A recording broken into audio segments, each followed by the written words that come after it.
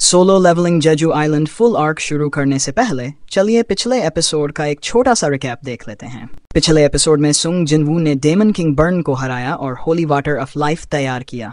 इसके बाद वह अस्पताल गया और उस होली वाटर का इस्तेमाल किया, जिससे उसकी मां ठीक हो गई। इसके बाद वह हॉस्पिटल के बाहर बने गार्डन में जाकर बैठता है। वह अपने मन में सोचते हुए कहता है, मैंने अपने फ़ोन को काफ़ी समय से इस्तेमाल नहीं किया क्योंकि मैं डेमन कैसल के अंदर था।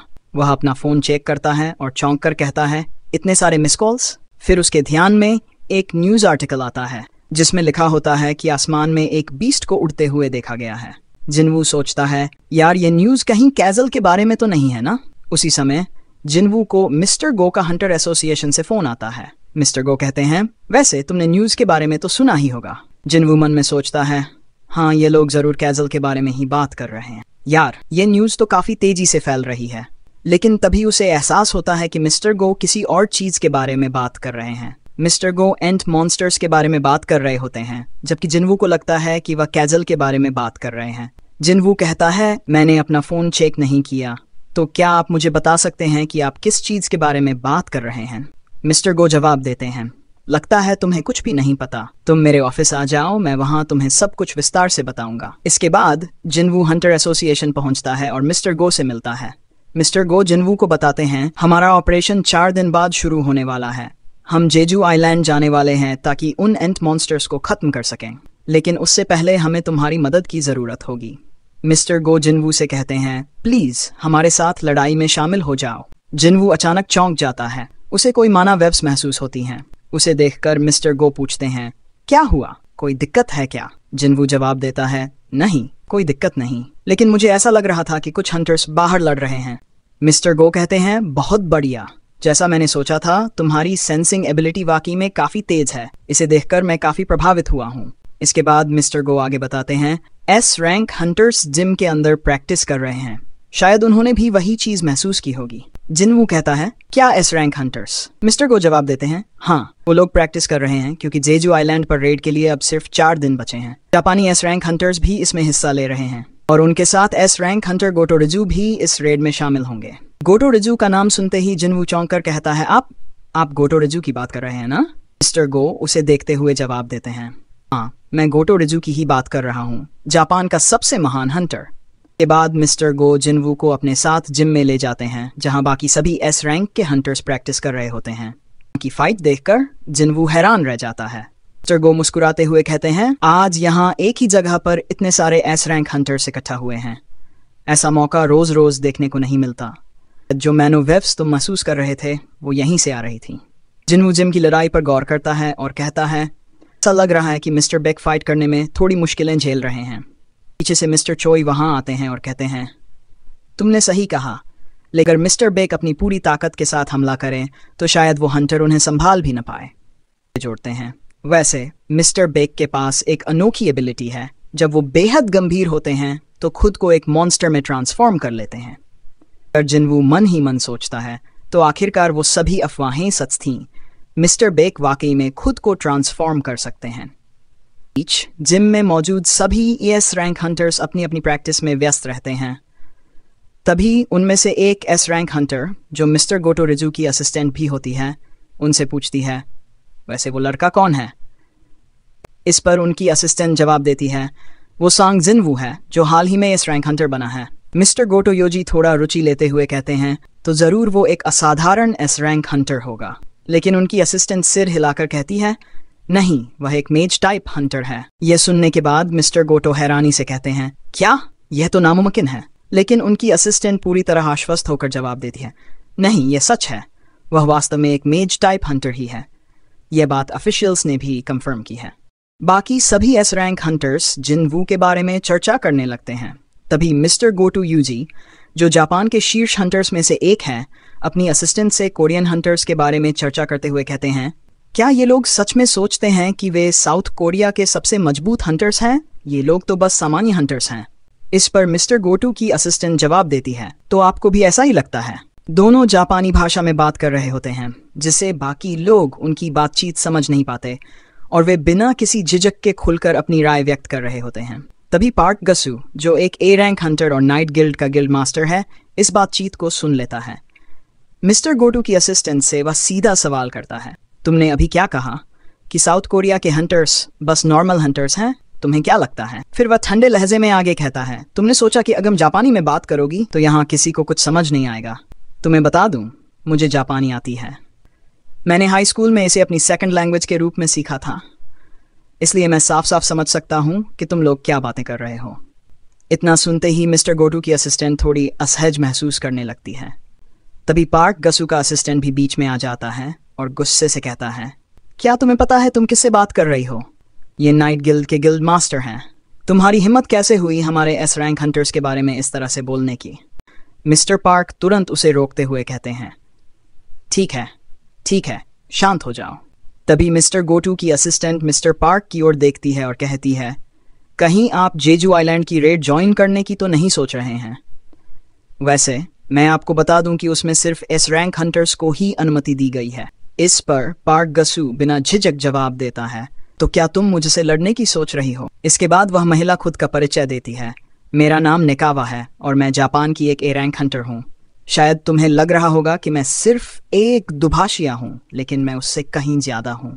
इसी दौरान नीचे हॉल में चल रहा तनाव बढ़ता जा रहा था। मिस्टर चोई इस पूरे टकराव को देख रहे होते हैं और दूसरी तरफ जिनवू भी अपने मन में सोचता है, अरे यार, ये क्या चल रहा है? कोरिया और जापान के ए रैंक हंटर्स आपस में ही लड़ाई करने जा रहे हैं। मिस्टर चोई जिनवू की ओर देखते हुए कहते हैं, हमें ये थोड़ा दिलचस्प लग रहा है। नीचे देखते ही साफ नजर आता है कि मिस्टर पार्क और मिस्टर गोटू की असिस्टेंट नेकावा अब लड़ाई के लिए पूरी तरह तैयार हो चुके हैं। मिस्टर पार्क नेकावा की ओर देखते हुए कहते हैं, लड़ाई के लिए एक सिंपल रूल रहेगा, हम दोनों में से जो भी पहले दूसरे की कलाई पकड़ लेगा वही विजेता होगा और जो नहीं पकड़ पाया वो हार जाएगा। जैसे ही मुकाबला शुरू होता है, नेकावा बिना कोई समय गंवाए बेहद तेज गति से मिस्टर पार्क पर हमला कर देती है। उसकी रफ्तार इतनी ज्यादा होती है कि आम हंटर्स को उसकी हरकतें ठीक से समझ भी नहीं आ रही होती, लेकिन मिस्टर पार्क बिना किसी परेशानी के उसके सभी अटैक्स को आसानी से डॉज कर रहे होते हैं। ये देखकर नेकावा खुद भी हैरान रह जाती है। वह थोड़ा पीछे हटती है और गहरी सांस लेते हुए कहती है, मुझे लगा था कि तुम्हें इतनी आसानी से हरा दूंगी, लेकिन लगता है मैंने तुम्हें थोड़ा कम आंका। मिस्टर पार्क हल्की मुस्कान के साथ जवाब देते हैं, क्या सच में तुम्हें लगा था कि तुम मुझे इतनी आसानी से हरा दोगी? नेकावा अब और भी ज्यादा गंभीर हो जाती है और पूरी ताकत से एक बार फिर मिस्टर पार्क की ओर बढ़ती है, लेकिन इस बार जैसे ही वह हमला करने की कोशिश करती है, मिस्टर पार्क फुर्ती से आगे बढ़ते हैं और उसकी कलाई पकड़ लेते हैं। वह नेकावा की ओर देखते हुए कहते हैं, तुम थोड़ी धीमी हो इंटरप्रेटर। इसके बाद नेकावा इस हार को चुपचाप स्वीकार कर लेती है, लेकिन तभी मिस्टर गोटू रयूजी आगे बढ़ते हैं और नेकावा से कहते हैं, नेकावा, क्या आप मेरी बात बाकी सभी को बताएंगी? नेकावा उनकी बात सुनकर सभी की ओर मुड़ती है और कहती है, मिस्टर गोटू रयूजी का कहना है कि चूंकि यहाँ दो देशों के एस रैंक और ए रैंक हंटर्स मौजूद हैं, तो क्यों ना हम एक ड्यूल करें, ठीक वैसे ही जैसे अभी हुआ। जो भी पहले दूसरे की कलाई पकड़ लेगा वह विजेता होगा और जो नहीं पकड़ पाया वह हार जाएगा। फिर वह बाकी लोगों की ओर देखते हुए सवाल करती है, तो आप लोगों को यह प्रस्ताव कैसा लगा? कि तभी मिस्टर गो वहां आते हैं और कहते हैं, हाँ, ये तो सही लग रहा है। इसके बाद सभी हंटर्स कुछ नए नियम तय करते हैं और फिर उन्हें अलग अलग ग्रुप्स में बांटा जाता है ताकि मुकाबला ठीक से हो सके। जैसे ही मुकाबले शुरू होते हैं, माहौल पूरी तरह से बदल जाता है। चारों तरफ जबरदस्त लड़ाई चल रही होती है। हर हंटर अपनी पूरी ताकत झोंक रहा था, लेकिन जैसे जैसे फाइट आगे बढ़ती है, ये साफ नजर आने लगता है कि जापानी हंटर्स कोरियन हंटर्स पर भारी पड़ रहे हैं। हालांकि जिस अंदाज में दोनों ओर के हंटर्स एक दूसरे पर हमला कर रहे थे, उसे देखकर यह साफ लग रहा था कि इनमें से कोई भी पीछे हटने के मूड में नहीं था। वे अपनी पूरी ताकत झोंक रहे थे, मानो ये कोई दोस्ताना मुकाबला नहीं बल्कि असली जंग हो। बाकी सभी लोग ये नज़ारा देखकर हैरान थे। उनके मन में बस एक ही सवाल, क्या ये वाकई सिर्फ एक ड्यूल है या फिर ये दोनों देशों के हंटर्स के बीच की असली प्रतिद्वंद्विता बन गई है? तभी जापानी टीम में से एक हंटर, जिसने अपने चेहरे पर मास्क लगाया हुआ था, कोरियन हंटर्स के हमले की चपेट में आ जाता है। हमला इतना तेज होता है कि वह हल्का सा घायल हो जाता है। इसके बाद वह हंटर गुस्से में अपनी जगह से उठता है और कहता है, ठीक है, अब मैं तुम्हें दिखाता हूँ कि मैं कितना ताकतवर हूँ। गुस्से में आकर वह अपनी पूरी ताकत झोंक देता है और मिस चोई की ओर बेहद तेज रफ्तार से हमला करता है। बाकी सभी हंटर्स ये देखकर चौंकने हो जाते हैं। अब यह मुकाबला एक साधारण ड्यूल से कहीं ज्यादा खतरनाक होता जा रहा था। हालांकि कोई भी इसे रोकना नहीं चाहता। गोटो रियोजा से कहता है, अगर इनमें से कोई भी साउथ कोरिया के हंटर्स पर हमला करने की कोशिश करे तो इस मैच को तुरंत रोक देना। लेकिन फिलहाल इसे जाने दो, ये तो सिर्फ एक टेस्ट है। इस बीच जापानी एस रैंक हंटर मिस चाइन की तरफ बहुत तेजी से बढ़ रहा होता है और उन पर हमला करने ही वाला होता है। वह पूरी ताकत से मिस चाइन को एक जोरदार किक मारने ही वाला होता है, लेकिन उससे पहले ही मिस चाइन नोटिस करती हैं कि किसी ने उसके किक को रोक लिया है। असल में वहां सांग जिनवू आ चुका था, जिसने उसका हमला रोक दिया था। जिनवू मुस्कुराते हुए कहता है, माफ करना, लेकिन मुझे लगता है कि तुम सब कुछ ज्यादा ही क्रेजी हो रहे हो। ये तो सिर्फ एक नॉर्मल सेशन है। ये सुनकर वह हंटर गुस्से से आग बबूला हो जाता है और चिल्लाते हुए कहता है, वह जिनवू पर हमला करने ही वाला होता, लेकिन इससे पहले कि वह कुछ कर पाता, जिनवू उसे मजा चखाते हुए जोर से पकड़कर जमीन पर पटक देता। फिर हल्की मुस्कान के साथ कहता है, हाँ अब बोल, क्या कह रहा था? यह सब देखकर गोटो रियोजा हैरान रह जाता है। इसके बाद वह हानेकावा से पूछता, हानेकावा, क्या ये सच में मेज टाइप हंटर है? हानेकावा तुरंत जवाब देती है, जी सर, आधिकारिक बयान के अनुसार तो हाँ, जिनवू को मेज टाइप हंटर ही बताया गया है।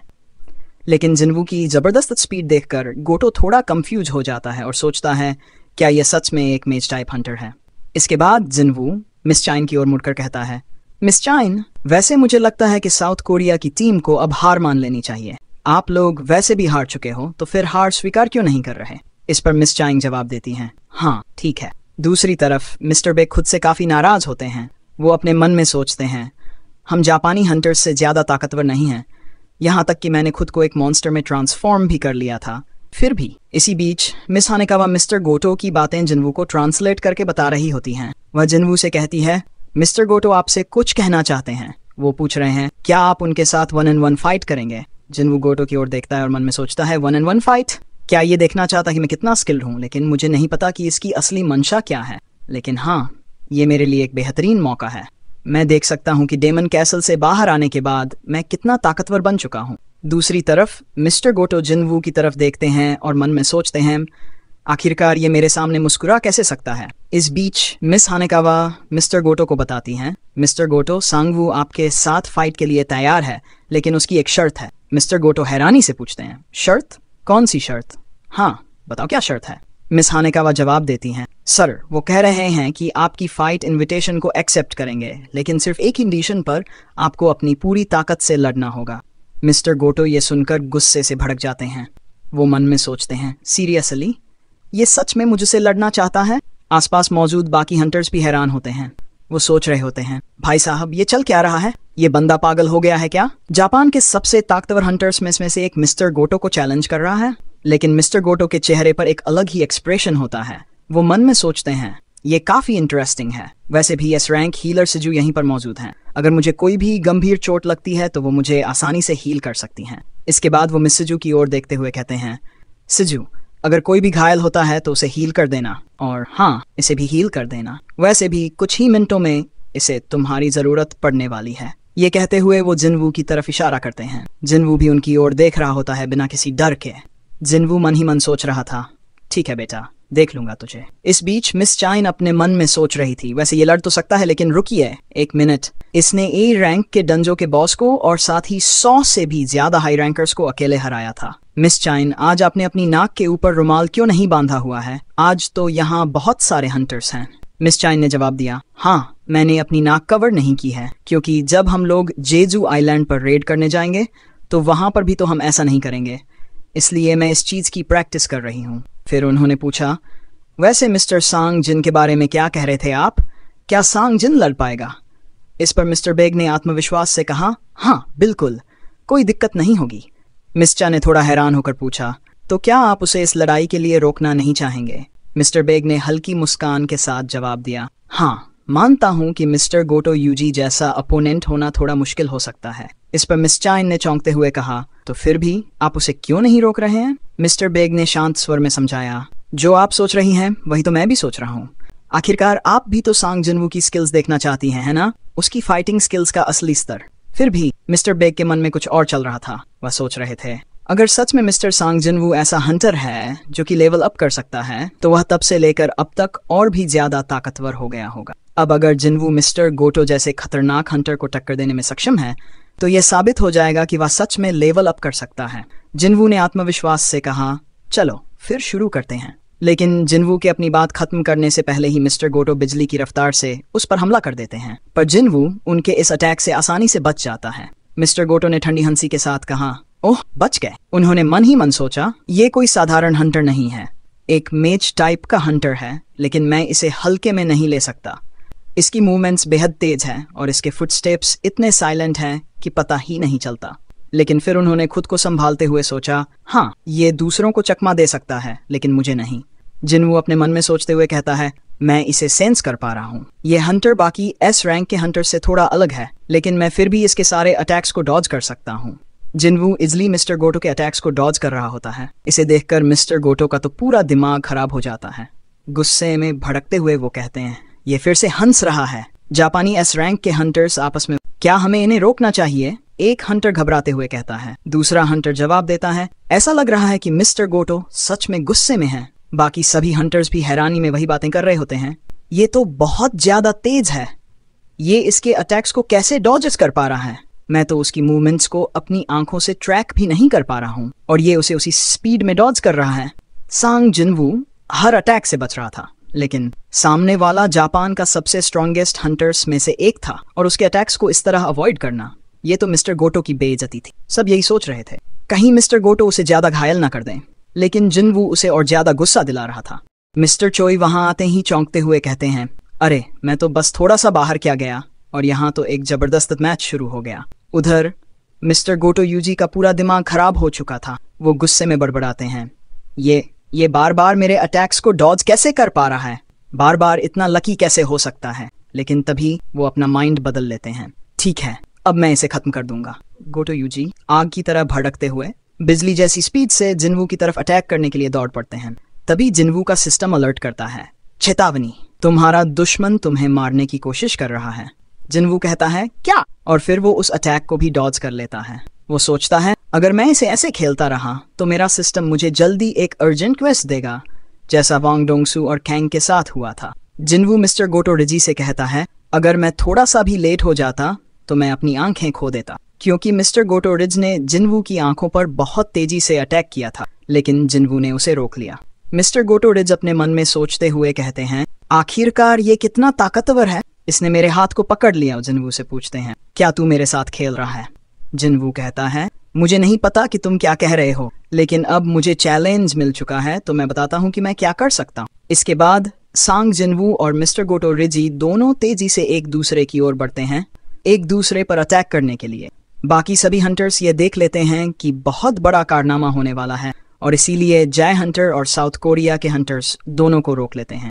मिस्टर बेग गोटो रिजी की तरफ देखते हुए कहते हैं, ये इंसान लीडिंग जापानीज टीम का इंचार्ज होगा और ये इस तरह की हरकतें कर रहा है। बाकी सभी हंटर्स भी इन्हें मना कर रहे होते हैं। इसके बाद मिस्टर बेग मिस हानाकाबा से कहते हैं, इस चीज को फटाफट रोको, जल्दी रोको। मिस हानाकाबा कहती हैं, हाँ ठीक है, मैं बताती हूँ। साउथ कोरिया का एस रैंक हंटर कहता है, मैं विश्वास ही नहीं कर पा रहा हूँ कि इसने ग्रेट गोटो रिजी से लड़ा और उसके चेहरे पर सिर्फ एक छोटा सा कट लगा, बहुत बेहतरीन। इसके बाद वह जिनवू के पास जाता है और कहता है, वैसे मैंने तुम्हारी फाइट स्किल्स अभी देखी, काफ़ी बेहतरीन। हमारे गिल्ड में काफ़ी सारे हंटर्स हैं, लेकिन उनमें से ज़्यादातर मेजी ही हैं। हमारे पास कोई अच्छा फाइटर हंटर नहीं है, तो क्या तुम हमारे गिल्ड को ज्वाइन करना चाहोगे? इस पर मिस्टर जोई चिल्लाते हुए कहते हैं, हे, मिस्टर सांग जिनवू एक मेज टाइप का हंटर है। ये सुनकर वह हंटर्स कहते हैं, क्या? और अब इन दोनों की फाइट रुक जाती है। सभी लोग शांत हो जाते हैं। तभी मिस्टर गोटो जिनवू से कहते हैं, आपने मुझसे पूछा था कि क्या आप जेजू आइलैंड के रेड पर जाना चाहेंगे। ये सुनकर मिस हानाकाबा मिस्टर गोटो को सारी बातें बताती हैं। जिनवू कह रहा है कि वो भी जेजू आइलैंड रेड पर जाना चाहता है। ये सुनकर मिस्टर गोटो रिजी के पसीने छूट जाते हैं। हम मिस्टर बेग को देखते हैं जो अपने मन में सोच रहे होते हैं, आखिरकार ऐसा पॉसिबल कैसे हो सकता है? कोई हंटर समय के साथ लेवल अप कर सकता है और भी ताकतवर बन सकता है। उसकी कीमत आखिरकार कितनी होगी? इसके बाद वह किसी को कॉल लगाते हैं। कॉल पर जो बंदा होता है वह कहता है, हम लोग सांग जिनवू को रिक्रूट करने में अपना समय और पैसा दोनों बर्बाद कर रहे हैं, लेकिन हाँ, हमारे पास और भी उपाय हैं। उन तरीकों का इस्तेमाल करके हम टैलेंटेड हंटर के साथ एक अच्छा रिलेशनशिप बना सकते हैं। मिस्टर बेग कहते हैं, अब प्लान का टाइम है। तभी उनके फ़ोन पर नोटिफिकेशन आती है। जो लोग आने वाले सर्च एंड डिस्ट्रॉय मिशन के लिए जाने वाले हैं वह लिस्ट चेक करते हैं और हैरान हो जाते हैं, क्योंकि उस लिस्ट में जिनवू का नाम नहीं होता है। वह चिल्लाते हुए कहते हैं, क्या? सांग जिनवू का तो नाम ही नहीं है लिस्ट। दूसरी ओर मिस्टर गोटो रियो मिस्टर सुगमतो को कॉल करते हैं और पूछते हैं, साउथ कोरिया में बेहतरीन स्किल वाले हंटर कौन कौन? इस पर मिस्टर सुगमतो जवाब देते हैं, हाँ, कई शानदार हंटर हैं, लेकिन आपकी बराबरी का कोई नहीं मिस्टर गोटो। मिस्टर गोटो हल्का सा मुस्कुराते हैं और कहते हैं, शायद, लेकिन मैं पूरी तरह आश्वस्त नहीं। इसके बाद वे उस खास हंटर का नाम पूछते हैं। मिस्टर गोटो रियो जवाब देते हैं, उसका नाम सांग जिनवू है। वह हाल ही में 10वां एस रैंक हंटर बना है। ये सुनकर मिस्टर गोटो हैं और कहते हैं, क्या? उसका नाम तो लिस्ट में भी नहीं है और आप उसी की बात कर रहे हैं। मिस्टर गोटो यूज ये सुनकर और भी हैरान हो जाते हैं। क्या मतलब है तुम्हारा? उसका नाम लिस्ट में तक नहीं है। वे आगे बताते हैं, साउथ कोरिया ने हाल ही में उन सभी हंटर्स की लिस्ट भेजी है जो इस मिशन के लिए आ रहे हैं। मैंने अच्छी तरह से चेक किया है, लेकिन उसमें कहीं भी सांगू नाम का हंटर नहीं। फिर वे समझाते हैं, लेकिन आपको चिंता करने की ज़रूरत नहीं। इस रेड में कुल 16 एस रैंक हंटर भाग लेंगे, इसलिए घबराने की कोई बात नहीं। इसके बाद दृश्य बदलता है और हमें जेजू आइलैंड का वही इलाका दिखाया जाता है जहां एंट मॉन्स्टर्स रहा करते हैं। वहां बाकी एंट मॉन्स्टर्स जिंदा रहने के लिए एक दूसरे को ही खा रहे होते हैं, क्योंकि वहां खाने का कोई और स्रोत उपलब्ध नहीं होता। इसी बीच हमें क्वीन एंट मॉन्स्टर दिखाई जाती है, जिसके सामने ढेर सारे अंडे रखे होते हैं। उनमें से एक अंडा बाकी सभी की तुलना में काफी बड़ा होता। क्वीन एंट उसे देखते हुए गर्व से कहती, तुम्हें इतना ताकतवर बनना होगा कि तुम्हारे सामने खड़ा हर दुश्मन डर से कांप उठे। तुम्हारे रास्ते में जो कोई भी आए उसे खत्म। तुम्हें अपार शक्ति प्राप्त करनी होगी। हाँ, तुम्हें बहुत बहुत ज्यादा ताकतवर बनना पड़ेगा। इसके बाद बड़ा अंडा फट जाता है और उसके अंदर से एक विशालकाय एंट मॉन्स्टर बाहर निकलता है। क्वीन एंट उसे देखते हुए गर्व से कहती है, जो भी तुम्हारे रास्ते में आए उसे निगल जाओ। जितना हो सके खुद को और ज्यादा ताकतवर बनाओ मेरे बच्चे। इसके बाद अगले सीन में हम लोग जिनवू का घर देखते हैं, जो कि बहुत ही बुरी तरीके से खराब होता है क्योंकि सामान इधर उधर पड़े होते हैं। जिनवू अपनी सिस्टर से कहता है, मैंने तुमसे कहा था ना कि घर की सफाई कर देना। जिनवू की मॉम उससे कहती है, मेरे को घर का काम करे हुए लगभग 4 साल हो चुके हैं, तो क्यों ना हम सभी मिलकर घर की अच्छे से सफाई करें। जिस पर जिनवू भी एक स्माइल देता है। इसके बाद ये सभी लोग मिलकर घर की सफाई करने लगते हैं।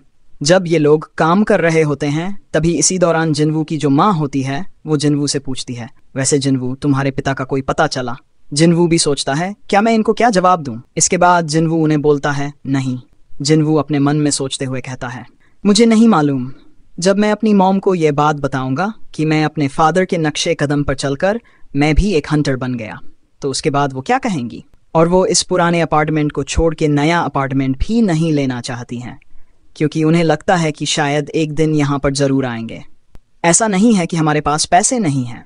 मैं आज भी चाहूँ तो एक नया घर बाय कर सकता हूँ, लेकिन इस रीज़न की वजह से मैं अभी भी हर मंथ अपने रूम का रेंट भरता हूँ। उन्हें खोए हुए काफ़ी साल हो चुके हैं, लेकिन ये अभी भी उनका इंतज़ार कर रही हैं और ये इस आशा में बैठी हैं कि एक ना एक दिन वो ज़रूर वापस आएंगे। दूसरी तरफ हम लोग हंटर एसोसिएशन के प्रेस कॉन्फ्रेंस को देखते हैं, जहाँ पे काफ़ी सारे न्यूज़ रिपोर्टर आए हुए होते हैं। वहाँ पर उन सभी लोगों को सब कुछ बताया जा रहा होता है कि किस तरीके से जो एंट मॉन्स्टर है ये हर जनरेशन में और भी ज़्यादा ताकतवर और भी ज़्यादा पावरफुल होते जाते हैं। और इन लोगों की एक और खासियत है, जब ये लोग नए जनरेशन में आते हैं, यानी कि जब नए एंट मॉन्स्टर नए जनरेशन में आते हैं, तो वो अपने पिछले वाले जनरेशन के जो एंट मॉन्स्टर होते हैं उनकी ताकत के साथ साथ उनकी जो नॉलेज होती है ना, वो भी इन लोगों में ट्रांसफर हो जाती है और ये और भी ज़्यादा खतरनाक और भी ज़्यादा ताकतवर हो जाते हैं। इसके बाद ये लोग और भी काफ़ी सारी चीज़ें बताते हैं जो भी घटना हुई थी, और ये लोग किस तरीके से प्लानिंग कर रहे हैं, सर्च एंड डिस्ट्रॉय ऑपरेशन को फॉलो करेंगे और उन सभी लोगों को वहाँ पर ख़त्म कर देंगे। ये सब लोग जो प्लानिंग वगैरह होती है वो यहाँ पर एक्सप्लेन कर रहा होता है। बाकी सभी जो न्यूज़ रिपोर्टर होते हैं उन लोगों को तभी उन न्यूज़ रिपोर्टर में से एक पूछता है, क्या ये चीज़ें उड़ सकती हैं? जिस पर वो बताता है, हाँ, ये सब चीज़ें उड़ सकती हैं। यही कारण है कि कोरिया और जापान ने मिलकर एस रैंक हंटर्स की एक टीम बनाई है जो एक साथ मिलकर इन पर अटैक करेगी और इनका खात्मा करेगी। उधर जब जिनवू रास्ते में जा रहा होता है तो वह अपने फ़ोन में कमेंट्स पढ़ रहा होता है। लोग लिख रहे होते हैं, हमने सुना है कि एस रैंक हंटर सांग जिनवू जो पहले ई रैंक का हुआ करता था अब भी एस रैंक हंटर है, लेकिन देखो यार, फिर भी उसे इस रेड में ले ही नहीं जा रहे। उसका नाम तक नहीं है लिस्ट में। शायद उन लोगों को उस पर भरोसा नहीं होगा। जिनवू बस चुपचाप उन कमेंट्स को पढ़ रहा और उन्हें इग्नोर कर रहा होता है। आसपास के लोग भी जिनवू को देखते हैं और आपस में बात करते हैं ये तो जिनवू लग रहा है ना। लेकिन जिनवू उन सभी लोगों को नोटिस कर लेता है, पर वह कुछ कहता नहीं और आगे बढ़ता रहता है। इसके बाद जिनवू जिन को कॉल करता है और पूछता है, क्या तुम अभी भी होटल में रुके हुए हो? जिस पर जिन उसे बताता है, नहीं, मैंने एक नया अपार्टमेंट ले लिया है। मेरी मॉम ने मेरी थोड़ी सी मदद की, तो फाइनली मैंने एक नया अपार्टमेंट खरीद लिया। इसके बाद जिनवू योजन के उस अपार्टमेंट में जाता है और उसे देखकर काफी ज्यादा हैरान रह जाता है। वह कहता है, इतना बड़ा अपार्टमेंट, ये किसके लिए लिया? जिस पर योजन बताता है, क्यों, क्या हुआ? ज्यादा बड़ा है क्या हम दोनों के लिए? जिनवू कहता है, हाँ, वैसे बहुत ज्यादा बड़ा तो है हम दोनों के लिए। लेकिन योजन उसे समझाता है, यहाँ पर और भी काफी सारे लोग काम करेंगे, guild master, vice guild master और कई एम्प्लॉय। इतने सारे लोग यहाँ रहेंगे, तो ये अपार्टमेंट मुझे ज्यादा बड़ा नहीं लगता। योजन भी कहता है, अरे यार, अब इनको मैं कैसे समझाऊं? इसके बाद वह जिनवू की बात काटकर उसे बताता है, एक हंटर है जिसने आपसे बात करने के लिए कहा था। उन्होंने कहा था कि मैं ये कार्ड आपको दे दूं और आप उन्हें कॉल कर लेना। उन्होंने बताया था कि वो कोरिया में 7 जुलाई तक रहेंगे। तभी जिनवू को कुछ अजीब महसूस होता है। वह अचानक अलर्ट हो जाता है। फिर वह योजिन से कहता है, मुझे घर पर कोई जरूरी काम है, तो मैं अपने घर जा रहा हूँ। इसके बाद वह अपनी टेलीपोर्ट पावर का इस्तेमाल करता है और तुरंत वहां से टेलीपोर्ट हो जाता है। ये देखकर योजन तो काफी ज्यादा हैरान रह जाता है और चौंक कर कहता है, ये क्या था? उसी समय जिनवू का एक शैडो सोल्जर योजन के सामने प्रकट हो जाता है। ये देखकर बेचारे योजन की तो हालत और भी ज्यादा खराब हो जाती है। वह घबराते हुए कहता है, ये क्या है भाई? दूसरी तरफ हम जिनवू को देखते हैं, जो असल में एक दूसरी जगह पर पहुंचा होता है। वहां एक चोर एक लड़की की तरफ चाकू दिखाकर उसे डरा रहा होता है। वह लड़की सहमी हुई होती है और चोर उसे धमकाते हुए कहता है, अगर तुम चिल्लाई तो मैं तुम्हें मार दूंगा। वैसे भी यहाँ पहले भी काफी लोगों का मर्डर हो चुका है, तो चुपचाप खड़ी रहो, समझी? लड़की डर के मारे कांही होती है और चोर उसे और ज्यादा डराने लगता है। तभी अचानक जिनवू पीछे से वहां आ जाता है। वह शांत स्वर में चोर से पूछता है, वैसे तुम ये सब कुछ क्यों करते हो? चोर उसकी तरफ देखता है और भड़ककर कहता है, क्या तुम यहाँ मुझे लेक्चर देने के लिए आए हो? वैसे भी मुझे तुम्हारे किसी भी सवाल का जवाब देने की जरूरत नहीं है। फिर वह थोड़ा रुककर मुस्कुराते हुए बोलता है, लेकिन अगर तुम वाकई में जानना चाहते हो तो सुनो, क्योंकि मुझे इसमें मजा आता है। इतना कहकर वह अचानक बहुत तेजी से जिनवू की तरफ बढ़ता है, उसे मारने के इरादे से। लेकिन उससे पहले ही जिनवू उसकी नाइफ पकड़ लेता है और उसे उल्टा घुमाकर उसी के पैर में घोंप देता है। चोर तेज दर्द से चिल्ला उठता है और नीचे गिर जाता है। जिनवू उसे ठंडे स्वर में कहता है, नॉर्मल लाइफ में वापस जाना बहुत ही ज्यादा कठिन होता है। चोर दर्द से कराहरा होता है, जबकि जिनवू लड़की की तरफ देखता है और कहता है, रात और ज्यादा हो रही है, मुझे लगता है कि इससे पहले कि कुछ और हो तुम्हें घर चले जाना चाहिए। लड़की घबराई हुई होती है, लेकिन जल्दी से वहां से भाग जाती है। इसके बाद जिनवू उस चोर की तरफ देखता है और गंभीर स्वर में कहता है, अगर तुम अपने आप को जिंदा रखना चाहते हो तो मिडनाइट से पहले बदल जाओ। फिर वह वहीं पर एक शैडो सोल्जर छोड़ देता है और उससे कहता है, अगर ये मिडनाइट से पहले नहीं सुधरा तो इसे खत्म कर देना। इसके बाद जिनवू सोचता है, लेकिन हाँ यार, अब कल जेजू आइलैंड की रेड शुरू होने वाली है। दूसरी तरफ हम मिस्टर गोडो रेयूजी को देखते हैं, जो अभी भी जिनवू की बातें याद कर रहे होते हैं। वह मन ही मन सोचते हैं, उस पल जब वह मुझ पर अटैक करने के लिए आ रहा था तो मुझे ऐसा लगा जैसे मेरी मौत करीब आ गई है। अब मुझे नहीं मालूम कि मैं ऐसा क्यों सोच रहा हूँ। शायद मैं जरूरत से ज्यादा सेंसिटिव हो गया हूँ। मुझे इतना नहीं सोचना चाहिए। अगले दिन की शुरुआत में हम कई बड़े शिप्स को देखते हैं, जो अलग अलग देशों से जेजू आइलैंड की तरफ बढ़ रहे होते हैं। इन सभी का एक ही मकसद होता है, जेजू आइलैंड पर हमला करना। इन शिप्स के अंदर कई हंटर्स होते हैं। यहाँ अलग अलग रैंक के हंटर्स मौजूद होते हैं, S rank, A rank, B rank, C rank और डी रैंक। सभी हंटर्स और हीलर्स यहाँ जेजू आइलैंड पर अटैक करने के लिए इकट्ठा हुए थे। मेनली एस रैंक हंटर्स सीधे जेजू आइलैंड पर उतरेंगे और पहले एंट मॉन्स्टर्स को खत्म करेंगे। इसके बाद वे क्वीन मॉन्स्टर को भी मार देंगे। बाकी जो लोअर रैंक हंटर्स हैं वे बैकअप के तौर पर रहेंगे। अगर किसी तरह की दिक्कत होती है तो वे भी फाइट में उतर सकते हैं। यही इन लोगों की स्ट्रेटेजी होती है। सभी हंटर्स काफी ज्यादा उत्साहित होते हैं। साउथ कोरिया के S rank hunters, mister Baek, miss चाइन और बाकी सभी लोग उन्हें देखते हैं, जो इस समय हेलीकॉप्टर से एंट मॉन्स्टर के मेन बेस की ओर बढ़ रहे हैं। वो वहां जाकर सीधा अटैक करने वाले हैं और सब पूरी तरह तैयार हैं। इन लोगों के साथ एक ए रैंक का हंटर भी जा रहा है, जो असल में यहाँ पर पूरी फाइट को रिकॉर्ड करेगा। यानी इनकी लड़ाई को फिल्म की तरह शूट किया जाएगा और फिर इसे टेलीकास्ट किया जाएगा, ताकि लोग इसे लाइव देख सकें। इसके बाद मिस्टर बेक उससे हाथ मिलाते हैं और पूछते हैं, तो तुम लोग इसे कैसे करने वाले हो? जिस पर कैमरामैन जवाब देता है, बेसिकली मैं यहाँ की सारी फुटेज अपनी एडिटिंग टीम को भेजूंगा, वो इसे 10 मिनट के डिले के साथ लाइव टेलीकास्ट करेंगे। वहाँ एडिटिंग होगी, फिल्टर लगेगा और फिर लोग इसे एकदम स्मूथ ब्रॉडकास्ट में देख सकेंगे। मिस्टर बेक हैरानी से कहते हैं, मुझे तो यकीन ही नहीं हो रहा कि इतने खतरनाक मिशन में हमारे साथ एक कैमरामैन भी आया है।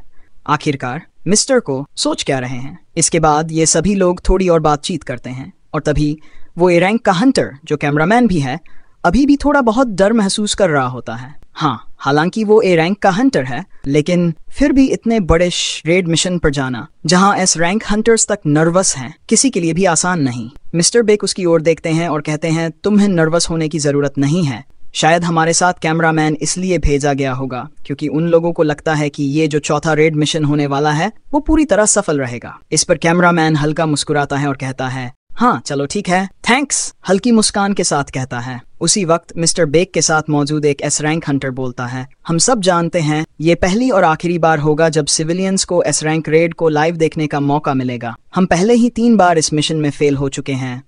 इस बार हर कोई दिलचस्पी से देख रहा होगा कि आखिरकार इस रेड मिशन का अंजाम क्या होगा। मिस्टर बेक अपने मन में सोच रहे होते हैं, अगर मैं हकीकत बताऊं तो अगर हम इस मिशन में फेल हो गए तो शायद हमारी कंट्री इस दुनिया के नक्शे से ही मिट जाएगी। दुनिया को हीरोज की जरूरत है। सामने हम मिस्टर ब्यूंगू को भी देखते हैं, जो कि एक एस रैंक हीलर हैं। मिस्टर बेक उन्हें देखकर कहते हैं, ब्यूंग, मैंने कभी सोचा भी नहीं था कि मैं तुम्हें भी इस मिशन में देखूंगा। इस पर मिस्टर ब्यूंग हल्की मुस्कान के साथ मिस्टर बेक को थोड़ा चिढ़ाते हुए कहते हैं, हाँ, मुझे लगा था कि हीलिंग के बिना कहीं मर ना जाओ, इसलिए मजबूरी में मुझे तुम्हारे साथ आना पड़ा। मिस्टर बेक ये सुनते ही गुस्से में आकर चिल्लाते हैं, तुम्हारी तो। इसी बीच ये लोग जेजू आइलैंड के उस खतरनाक जोन के बेहद करीब पहुंच जाते हैं। मिस्टर ब्यूंग भी अब थोड़े से नर्वस होने लगते हैं। दूसरी तरफ जेजू आइलैंड पर हम लोग मिस्टर गोटो रयोजी के साथ वहां की सिचुएशन का जायजा ले रहे होते हैं। चारों तरफ का नजारा देखकर मिस्टर गोटो तुरंत समझ जाते हैं, यहाँ पर कुछ ना कुछ तो जरूर बड़ा हुआ है। इसके बाद वो सभी लोगों को बताते हैं कि यहाँ क्या हुआ है और सभी तुरंत अलर्ट मोड में आ जाते हैं। ऊपर हेलीकॉप्टर में मिस्टर बेक, मिस्टर चोई और बाकी सभी जेजू आइलैंड से आ रही रहस्यमयी माना वेव्स को देखकर हैरान रह जाते हैं। मिस्टर बेक कहते हैं, इस माना वेव्स की जो इंटेंसिटी है वो तो बहुत ज्यादा है। तभी हम लोग देखते हैं कि जेजू आइलैंड पर उस बड़े माउंटेन से कई सारे एंट मॉन्स्टर्स हेलीकॉप्टर की ओर अटैक करने के लिए बढ़ रहे होते हैं, बहुत ही तेजी से। हेलीकॉप्टर का गेट खुलता है और सामने मिस्टर चोई खड़े होते हैं। वो कहते हैं, चलो शुरू करते हैं। फिर वो अपनी फ्लेयर स्पेयर का इस्तेमाल करते हैं और काफी सारी आग की लपटें उन मॉन्स्टर्स के ऊपर फेंक देते हैं। देखते ही देखते आकाश में ही जलकर खत्म हो जाते हैं। मिस्टर यूंग ये देखकर कहते हैं, हम काफी बेहतरीन हैं। इस पर मिस्टर चोई हंसते हुए कहते हैं, अरे नहीं, ये तो कुछ भी नहीं है, अब देखना। फिर वो एक और दूसरी फायर फ्लेम का इस्तेमाल करते हैं और काफी तेजी से और भी आरी मॉन्स्टर्स के ऊपर अटैक करते हैं उनका सफाया करने के लिए। कुछ ही पलों में वो सभी मॉन्स्टर्स खत्म हो जाते हैं। मिस्टर चोई कहते हैं, ये तो थोड़ा इंटरेस्टिंग था। फिर मिस्टर चोई बाकी सभी को बताते हैं, मेरा जो फायर अटैक है वो तो ए रैंक के डंजन्स के लिए तो बिल्कुल सही है। वहाँ के जो मॉन्स्टर्स होते हैं उनके लिए तो काफी है, लेकिन येंट मॉन्स्टर्स जो हैं उनका रेजिस्टेंस बहुत ज्यादा हाई है, इसीलिए ये मेरे मैजिक को रेजिस्ट कर पा रहे हैं और मुझे बहुत ज्यादा फोर्स का इस्तेमाल करना पड़ रहा है। इसके बाद मिस्टर चोई बिना हिचकिचाए हेलीकॉप्टर से कूद जाते हैं। फायर फ्लेम का इस्तेमाल करते हुए वह जमीन पर नीचे आते हैं और फिर फायर अटैक के जरिए आसपास के सभी एंट मॉन्स्टर्स को खत्म कर देते हैं। फिर वो कहते हैं, मजा आ गया। इसके बाद मिस्टर चोई बाकी सभी को बताते हैं, तुम लोग भी हेलीकॉप्टर से नीचे आ सकते हो। इसके बाद बाकी सभी लोग भी हेलीकॉप्टर से नीचे आ जाते हैं और फिर हम देखते हैं एक दूसरी शिप जो कि डिस्ट्रॉयर नंबर 2 का है। इस शिप में बाकी हंटर्स और मिलिट्री के लोग होते हैं। वहां मौजूद हंटर उन सभी को परमिशन देता है कि वो लोग जैमिंग सिग्नल को एक्टिवेट कर सकते हैं। जैसे ही जैमिंग सिग्नल एक्टिवेट होता है, एंट मॉन्स्टर्स अपनी क्यून से जो भी आदेश सुनने वाले होते हैं अब वो सुन नहीं पाएंगे। इसके बाद हम जेजू आइलैंड पर जापानी एस रैंक हंटर्स को देखते हैं जो एंट मॉन्स्टर्स को खत्म कर रहे होते हैं। वहां पर कई टीमें बनाई जाती हैं, जैसे ब्रेव टीम, चार्ली टीम और भी कई अलग अलग टीम्स। फिर हम मिस्टर बेक और उनकी टीम को देखते हैं, जहां मिस्टर चोई फिर से अपना फ्लेम अटैक और फायर अटैक का इस्तेमाल करते हैं और वहां जितने भी मॉन्स्टर्स होते हैं उन्हें खत्म कर देते हैं। मिस्टर बेक अपने मन में सोचते हुए कहते हैं, हमारे टीम में मिस्टर चोई का होना ये सच में काफी अच्छा है। इसके बाद इन लोगों के सामने एक बड़ा सा हॉल होता है जिसमें मिस्टर चोई कहते हैं, ये देखो, इसका मतलब क्यों आसपास ही होगी। मिस्टर चोई की आवाज में हल्का सा उत्साह था क्योंकि वे सब उस नज़ारे को देखकर काफी हैरान होते हैं। इसके बाद हम फिर से जिनवू को देखते हैं जो अपना डेली क्वेस्ट पूरा कर रहा होता है। वह सोचते हैं, वैसे आज तो जेजू आइलैंड का रेड शुरू होने वाला था ना, तो क्या मुझे उसका लाइव ब्रॉडकास्ट देखना चाहिए। वैसे भी साउथ कोरिया और जापानी एस रैंक हंटर्स तो काफी स्ट्रांग हैं, तो मुझे इस चीज पे डाउट नहीं करना चाहिए। वे सब कुछ संभाल लेंगे और मेरे बिना भी ये लोग इस रेड को सक्सेसफुली कंप्लीट कर सकते हैं अगर सब कुछ प्लान के अनुसार हो रहा है। इसके बाद हम फिर से मिस्टर बेक और उनकी टीम को देखते हैं जो बेहद तेजी से मॉन्स्टर्स को खत्म कर रहे होते हैं और क्वीन की तरफ बढ़ रहे होते हैं। तभी वे एक ऐसी जगह पर पहुंचते हैं जहां का नजारा देखकर सब लोग काफी हैरान हो जाते हैं। मिस्टर चोई कहते हैं, ये देखो, इसका मतलब क्यों आसपास ही होगी। फिर मिस्टर चोई कहते हैं, ठीक है, मैं इन सभी एंड्स को खत्म कर देता हूँ। लेकिन तभी मिस चाइन उन्हें रोकते हुए कहती हैं, वेट एक मिनट, वहां सामने उस वाले एग को देखो, वो तो काफी ज्यादा बड़ा एग लग रहा है। मिस्टर बेक ये देखकर काफी हैरान होते हैं और कहते हैं, ये तो किसी भी तरीके से एंट का एग नहीं लगता। आखिरकार इसमें से क्या चीज निकली है? क्या ये कोई रॉयल गार्ड है? तभी मिस्टर बेक कुछ और कह पाते, उससे पहले ही मिस्टर चोई कहते हैं, हमारा जो मेन गोल है वो क्यून को हराना है, बाकी सब कुछ भूल जाओ। जेजू आइलैंड की दूसरी तरफ मिस्टर गोटो योजी की ब्रेव टीम, उनमें से जो काफी सारे हंटर्स होते हैं, एंट्स को खत्म कर रहे होते हैं। वे लोग भी काफी ज्यादा खुश हो रहे होते हैं क्योंकि वो बहुत तेजी से और आसानी से इन एंट मॉन्स्टर्स को खत्म कर रहे होते हैं। लेकिन तभी ये लोग देखते हैं कि और भी बहुत सारे एंट्स इनकी तरफ बढ़ रहे हैं। ये सभी लोग फिर से खुश हो जाते हैं और कहते हैं, देखो, और भी एंट्स आ रहे हैं, चलो इन्हें खत्म करते हैं। लेकिन तभी अचानक उनमें से एक हंटर की गर्दन कट जाती है। बाकी हंटर्स हैरान होकर कहते हैं, ये क्या है? और तभी एक और हंटर की भी गर्दन कट जाती है। जैसे ही तीसरा हंटर भी एंट्स पर अटैक करने के लिए जाता है, उसकी गर्दन भी कट जाती है और वह भी खत्म हो जाता है। इस तरह से 3 हंटर एकदम से खत्म हो चुके होते हैं। देखते ही देखते ब्रेव टीम के सभी हंटर्स मर जाते हैं। इस तरफ हम मिस्टर बेक और उनकी टीम को देखते हैं जिनके सामने काफी सारे एंड मॉन्स्टर्स आ जाते हैं जो कि बेसिकली क्यून के रॉयल गार्ड्स थे। और इनमें से हर कोई एस रैंक के हंटर्स जितना पावरफुल था, मिस्टर बेक, मिस चाइन, मिस्टर चोई और बाकी सभी लोग मिलकर जितने भी मॉन्स्टर्स आ रहे होते हैं जो कि रॉयल गार्ड्स थे, उन सभी को खत्म कर रहे होते हैं। असल में ये जो रॉयल गार्ड्स होते हैं ये बाकी रेगुलर एंड मॉन्स्टर्स से काफी ज्यादा अलग होते हैं क्योंकि इनमें से हर एक बेहद ताकतवर होता है। तभी मिस्टर ब्यूंग उन सभी से कहते हैं, अरे तुम लोगों को डरने की जरूरत नहीं है, मैं यहाँ पर तुम लोगों को बैकअप देने के लिए तैयार हूँ। क्योंकि मिस्टर ब्यूंग भी एक हंटर थे, हालांकि वो एक एस रैंक के हीलर थे, लेकिन फिर भी उन्हें हंटिंग टेक्निक्स अच्छी तरह आती थी और इसी वजह से वो थोड़े बहुत मॉन्स्टर्स को तो संभाल ही सकते थे। मिस्टर ब्यूंग सभी को रोकते हैं, फिर अपनी बुक निकालते हैं और मंत्र पढ़ते हैं। इसके बाद वो हीलिंग मैजिक का इस्तेमाल करके सभी को हील कर देते हैं और एक तरह से ये हीलिंग उनके चारों तरफ एक प्रोटेक्शन शील्ड भी बना देती है, जिससे कि अब ये लोग उन एंड मॉन्स्टर्स से अच्छे से लड़ सकें। सभी लोग काफी ज्यादा खुश होते हैं क्योंकि सभी को ऐसा महसूस हो रहा होता है कि हमें सिर्फ रिफ्रेश फील नहीं हो रहा, बल्कि ऐसा लग रहा है कि हम तो और भी ज्यादा ताकतवर हो गए हैं। उनके सामने काफी सारे रॉयल गार्ड्स होते हैं। तभी मिस्टर के हर कोई लगभग 10 एंड को संभालेगा। मिस्टर ब्यूंग कहते हैं, मेरे पास ए रैंक की कॉम्बैट स्किल है, तो चिंता करने की जरूरत नहीं है, 1 या 2 को तो मैं भी संभाल सकता हूँ।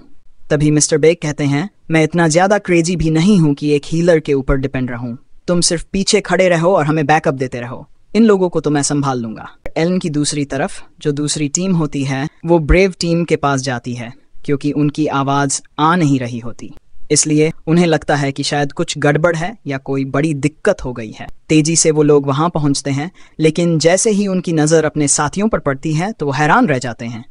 उनके साथी जमीन पर पड़े होते हैं। जब वो और पास जाकर देखते हैं तो उन्हें समझ आता है कि क्या ये तो मर चुके हैं, ऐसा तो हो ही नहीं सकता, इम्पॉसिबल। अब ये लोग काफी ज्यादा हैरान होते हैं कि आखिरकार ये सब किया किसने। लेकिन इससे पहले कि वो कुछ सोच पाते, एक बड़ा एंड मॉन्स्टर फिर से आता है और इन लोगों को भी खत्म कर देता है।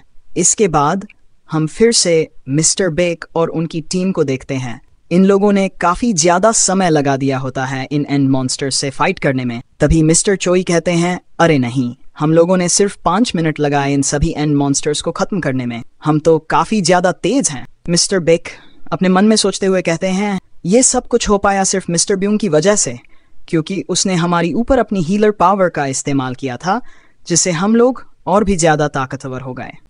तभी इन लोगों को अंदर से काफी ज्यादा तेजी से मना वेव्स महसूस होती हैं। उन्हें तुरंत एहसास हो जाता है कि सामने जरूर क्वीन है। ये लोग आगे बढ़ पाते। इससे पहले ही मिस्टर बेक कहते हैं, रुको, मैं पहले चेक करके आता हूँ। मिस्टर बेक आगे बढ़कर चेक करते हैं और फिर वापस आकर सभी को बताते हैं, जो क्वीन है वो एकदम अंत में है और उसके आगे लगभग 8 रॉयल गार्ड्स खड़े हैं।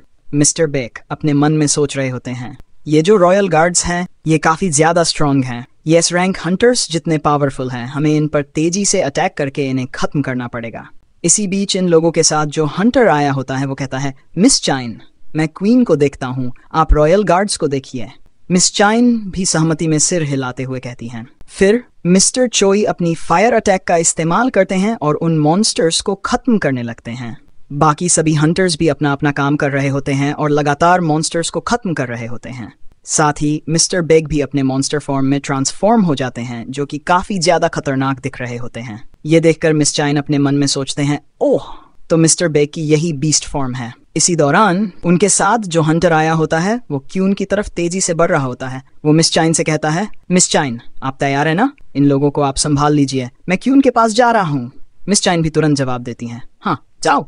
जिसके बाद वो अपनी क्वेक ऑफ प्रोवोकेशन टेक्निक का इस्तेमाल करती हैं, जिससे वो एक ही बार में काफी सारे मॉन्स्टर्स को निपटा देती हैं। इसके बाद वो हंटर क्यून पर और भी तेजी से अटैक करता है। दूसरी तरफ इनके साथ जो ए रैंक का हंटर कैमरामैन आया होता है वो अपने मन में सोचता है और कहता है, असली लड़ाई तो अब शुरू हुई है। इसी दौरान उसके हेडफोन में उसे बताया जाता है, हमने अभी अभी 80% व्यूअरशिप रेटिंग पास कर ली है, तुम्हें और ज्यादा क्लोज जाकर बेहतर एंगल देना होगा। ये सुनते ही वो आगे बढ़ता है और भी बेहतर एंगल से शूट करने की कोशिश करता है। ये सुनते ही वहां और करीब जाने की कोशिश करता है, लेकिन तभी वहां मिस्टर ब्यूंग आ जाते हैं। वो उसकी गर्दन पकड़ते हुए उसे पीछे धकेलते हैं और गहरी आवाज में कहते हैं, तुमको मालूम है ना, तुम एक एस रैंक डंजन के अंदर हो और वो भी बॉस लायर में। यहाँ तुम्हारी जिंदगी की कोई भी जिम्मेदारी कोई नहीं लेगा। फिर वो उसे घूरते हुए आगे कहते हैं, अगर तुम थोड़ा सा पीछे रहो तो शायद तुम बच सकते हो, क्योंकि असली लड़ाई तो अब शुरू होने वाली है। कैमरामैन ये सुनकर हैरान रह जाता है। वो मिस्टर ब्यूंग को गौर से देखता है और अपने मन में सोचता है, लोग हमेशा कहते हैं कि एक हीलर के पास कोई भी कॉम्बैट स्किल नहीं होती, यानी कि वो फाइट नहीं कर सकता, लेकिन ये बिल्कुल झूठ है। फिर वो गहरी सांस लेते हुए आगे सोचता है, मुझे इसकी जो माना वेव्स फील हो रही है उससे मैं साफ समझ सकता हूँ कि ये मुझसे भी ज्यादा ताकतवर है और मैं खुद एक ए रैंक का हंटर हूँ, यानी कि ये मुझसे कई गुना ज्यादा पावरफुल है। इस बीच बाकी सभी लोग इस बैटल को बहुत ध्यान से देख रहे होते हैं, क्योंकि अब ये इस फाइट का आखिरी भाग है।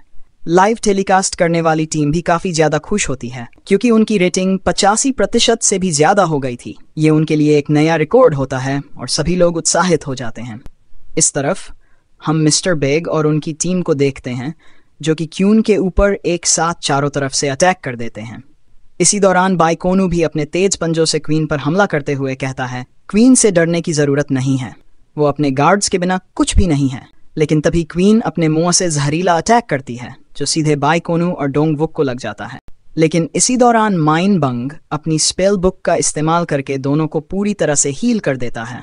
इसके बाद क्वीन अचानक माइन बंग पर हमला कर देती है, लेकिन तभी उनकी टीम में से एक कहता है, इतनी आसानी से तुम हमारे हीलर पर अटैक नहीं कर पाओगी। उसी वक्त मिस्टर चोई अपनी जगह से तेजी से आगे बढ़ते हैं। वो अपने फायर अटैक को चार्ज करते हैं और जोर से चिल्लाते हैं, सभी लोग पीछे हट जाओ। इसके बाद वो पूरी ताकत से अपना फायर अटैक क्यून की तरफ फेंकते हैं, जिससे एक बड़ा धमाका होता है। ये देखकर बाइकोनू कहता है, मैं अपने एक्सपीरियंस से बता सकता हूँ कि क्वीन अब बच नहीं पाएगी। लेकिन तभी क्वीन कुछ अलग तरीके से चिल्लाती है। उसकी चीख से चारों तरफ जबरदस्त विंड वेव्स फैलने लगती हैं। ये देखकर बाइकोनू थोड़ा घबरा कर कहता है, मुझे नहीं लगता कि ये मरने की वजह से रो रही है, बल्कि ऐसा लग रहा है कि ये किसी को बुला रही है। इसके बाद हमें सुगीमोटो के पास ले जाया जाता है, जो मिस्टर गोटो को जानकारी देता है एंस ने अपना डायरेक्शन चेंज कर लिया है, वे अब टनल की तरफ बढ़ रहे हैं और हमारे जैमिंग सिग्नल्स काम नहीं कर रहे हैं। ये सुनकर गोटो यूजी हैरान रह जाता है और घबरा कर कहता है, ऐसा कैसे हो सकता है। इसके बाद हमें टनल के अंदर दिखाया जाता है, जहां चाइन अपनी शॉर्ट स्वॉर्ड का इस्तेमाल करके क्वीन की गर्दन काट देती है और कहती है, ये खत्म हो गया। इसके बाद सभी अचानक एक बेहद पावरफुल आभा को महसूस करते हैं। तभी हमें टनल के अंदर वही एंट दिखाई देता है जिसने बाकी हंटर्स को मारा था। बाइकोनू इस एंट को देखकर हैरानी से कहता है ये चीज कोई भी सेंस नहीं बना रही है। फिर हम देखते हैं कि वह एंट जोर से गर्जना करता है जिससे चारों तरफ जबरदस्त विंड वेव्स फैलने लगती हैं। बाइकोनू घबराते हुए कहता है एक सिंगल बीस्ट इतना ज्यादा पावरफुल कैसे हो सकता, उसकी स्मेल को बर्दाश्त नहीं कर पा रही होती। और जैसे ही वो चाहे उस एंट को देखती है, मनी मनी हैरानी से कहती है मुझे विश्वास नहीं हो रहा, इसकी एनर्जी इतनी ज्यादा खतरनाक है, ये कोई नॉर्मल बीस्ट नहीं हो सकता। आगे बाइकोनू घबरा कर कहता है ये बीस्ट अचानक हमारे सामने आ गया और इसके कदमों की आवाज से ऐसा लग रहा था जैसे हमारी हड्डियां टूट जाएंगी। हमें यहाँ खड़े रहने का कोई मतलब नहीं, हमें किसी भी तरह इसे डिफीट करना होगा। इसके बाद हम देखते हैं कि ये बीस्ट डोंगबुक की साइड से निकलता है और उसकी वजह से डोंगबुक के माथे से पसीना टपकने लगता है। और फिर हम देखते हैं कि येन एंड क्वीन के सर के पास जाकर खड़ा हो जाता है। डोंगबुक ये देखकर घबराते हुए कहता है ये हम सबके पास से निकल गया। और जैसे ही क्वीन को इस हालत में देखता है, एंड किंग अचानक बहुत तेजी से चिल्लाता है। उसकी डरावनी दहाड़ से सारे हंटर जमीन पर गिर जाते हैं। यहाँ चाहे डर के मारे बहुत ज्यादा कांप रही होती हैं। तभी वो एंट चाहे के एकदम पीछे आ जाता है और इससे पहले कि चाहे कोई प्रतिक्रिया दे पाती, वो एंट उसके पेट में एक जोरदार पंच मारता है। उसकी वजह से चाहे दूर जाकर दीवार से बहुत तेजी से टकरा जाती है। अब इस जगह पर दर्द के मारे चिल्ला रही होती है और उसके मुंह से खून भी निकल रहा होता है। ये देखकर डोंगबुक बहुत ज्यादा पैनिक करने लगता है और घबराकर चाहे को आवाज लगाता है। लेकिन इसी बीच एंट अचानक डोंगबुक के एक कदम पीछे आ जाता है। डोंगबुक अपनी सील से इस एंट के अटैक को डॉज करने की कोशिश करता है, लेकिन एंट किंग उसकी सील पर एक जोरदार पंच मारता है और इस अटैक की वजह से डोंगबुक का हाथ और उसकी सील दोनों टूट जाते हैं। लेकिन तब भी डोंगबुक हार नहीं मानता। वो अपने दूसरे हाथ में पकड़े हुए वेपन से एंट किंग पर हमला करता है।